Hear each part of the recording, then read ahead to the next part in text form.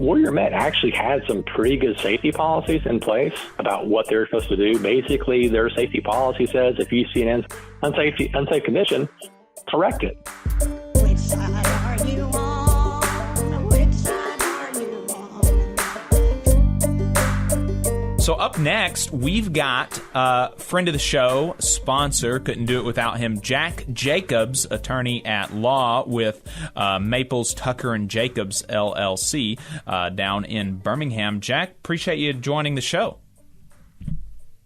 Well, good morning, Adam and Jacob. I'm glad to be here this morning. I appreciate you having me on. Absolutely. So I wanted you to come on because I saw your tweet about a case that you were working on involving mine safety for a couple of miners that there was an incident. And so you were working to enforce their contract. So talk to us about, well, first off, there are still miners, there are still union mines in Alabama besides the Brookwood mine that is on strike. Is that right?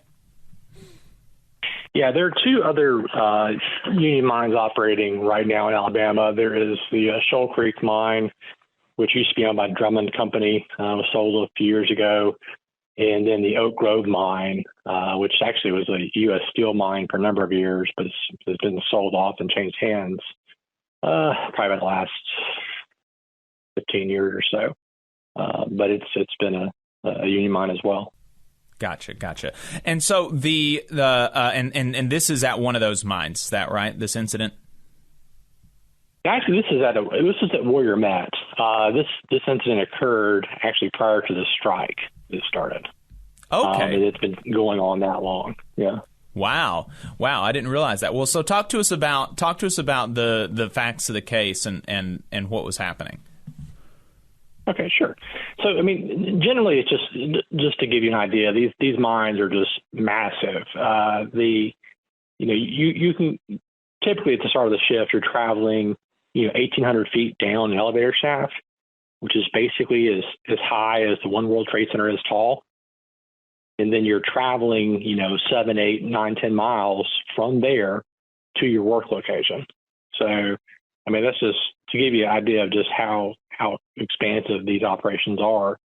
But, we have two guys who are running what's called a long wall shear underground. And they'd been instructed by management that they were supposed to operate the shear at a certain speed. Now, these also are pretty massive pieces of equipment. I mean, not to get too far into the weeds, but basically these machines cut 3 feet thick blocks of coal onto a conveyor belt that runs about 1,500 feet long. And so they're cutting that much coal. That's how long the shear operation is, 1,500 feet. And so they've been told to operate at a certain speed, and they weren't doing it because they didn't feel it was safe. They have, you have issues of methane gas in the mines, and sometimes the way these machines operate, you get a lot of debris in the walkway, rock and dust. Just kind of builds up, and it becomes very hard to maneuver everything as fast as management might want. And so they weren't going that fast. And so the crazy thing is that they've got a member of management who has an iPhone app that can watch how fast the coal is being cut. And so, he just gets angry and angrier that they're not cutting it as fast as he thinks they should be. I mean, he's not there. He's at home, just watching on his iPhone. He can just kind of see how fast it's going, or I guess, or not going from his perspective, but not really making any inquiries like, hey, what's going on down there? Is there a reason? And, finally, he's just had enough and says, send them out.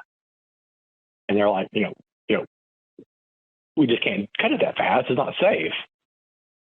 And so ultimately it just became a situation where they were terminated for basically exercising their rights to, work safely.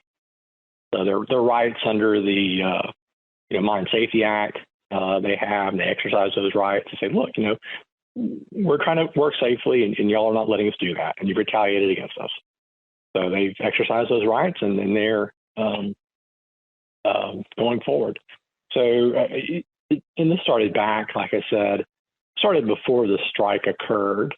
One of the tricky things was, for miners, they file these cases. MSHA investigates. They send an investigator out. MSHA is the Mine Safety and Health Administration, and they have investigators who handle these situations.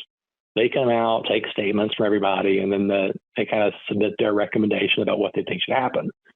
So that went along, and there's administrative judges involved, and they said, look, these guys should be reinstated and put back to work. The bad thing was is that in the interim, the mine went on strike. So they were reinstated, but at that point, it's like, we can't cross the picket line, which they haven't. So they're not back to work for that reason. But otherwise, they would be at this point if it not for the strike. And so when was that administrative law judge, when did that ruling come down? That was an initial ruling. And Warrior Met really didn't fight that part of it as far as a temporary reinstatement. And I think that came in around, I think it was mid-April of 2021. So just a couple weeks after the strike had started. And were they able to get back pay for the time that they should have been working? That's what we're litigating right now. That was what they had a hearing about last week when I had commented about it. It was basically the initial adjudication of the case. We're having the judge listen to the facts. People present testimony just like it's any other trial, and the judge will make a decision. But that decision hasn't reached yet. Gotcha. And so your representation then is paid for by the UMWA. Is that right? Actually, no. I'm doing it. I guess the local had contacted me about it. Said, "Hey, these guys have got retaliated against, and you need to, can you help them out with it?" I said, "Sure." Kind of one of my joys is helping guys in these situations try and fight back when they're being retaliated against. And right now I haven't been paid. It's contingent, I guess, on an award from the judge, awarding me attorney's fees. So, but it's kind of Department of Labor is also involved, so they have their lawyers doing a lot of the legwork in the case. It's not as time consuming, I guess, intensive for me. But what is your feeling about the way that this case is going to shake out? I feel pretty good about it.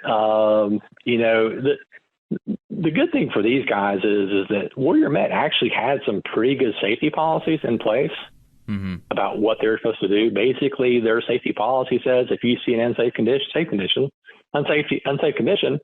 correct it. And go on, which is we're like, well, that's what they did. And they said, if you can't correct it, then report it to management. And then when they reported to management, they later fired them. Right. Warrior Met didn't even follow their own policy. And we had testimony from actually the mine manager at the time, who's since retired, that seemed to, corroborate all of our arguments. So it was really, we appreciated Warrior Met putting him up. So it was helpful. Well, that's great. We appreciate your work on that, Jack Jacobs, and keep us updated. And we look forward to being able to tell the audience that these folks got a big fat check. Yeah, I hope so. These safety rights generally apply to most jobs. If you are in an unsafe work condition and you see something you don't feel is safe, you have the right to refuse that and not be retaliated against. So just not just coal miners, it's other places too. So just keep that in mind. And for those guys who are working in hazardous jobs, that you don't have to do what management tells you just because they hold the purse strings. So right. Thank you so much, Jack. I appreciate it. Anyway, you're welcome. Thanks, guys. All right, folks. Yeah, that was Jack Jacobs talking to us about a case with a couple of Warrior Met miners that had a safety incident before the strike. And I'm glad he mentioned that there at the end. I mean, because I think right now, if you're local, you know how damn hot it has been lately. And we have sisters and brothers out here working in this heat. And, so my heart goes out to them, anyone who is having to work in the heat, or of course, folks who are in some cases having to walk to work in the heat. But that's a major issue to deal with, is safety on the job, and that's something that ties back with our earlier interview with Mike Bailey and talking about indoor air quality. So whether it's the heat outdoors, or COVID indoors, and everything in between, you have a right to safe working conditions. And your right to refuse unsafe working conditions is probably one of the most strongly enforced rights. Even though there are certainly it could be better. Absolutely. He's talking about this. This is about a year and a half later, still working to get back pay for these folks. But it is going to be the one where you're going to have the most likelihood of success. So definitely keep that in mind. You just saw a clip from the Valley Labor Report. We are live every Saturday morning from 9:30 a.m. till 12:30 p.m. And we pride ourselves on keeping all of our content free to everybody so that we can talk to as many working folks as possible. If you support the work that we're doing, you think that it's important, you think that it's good, then consider making a monthly contribution to the project, and you can do that on our website, tvlr.fm.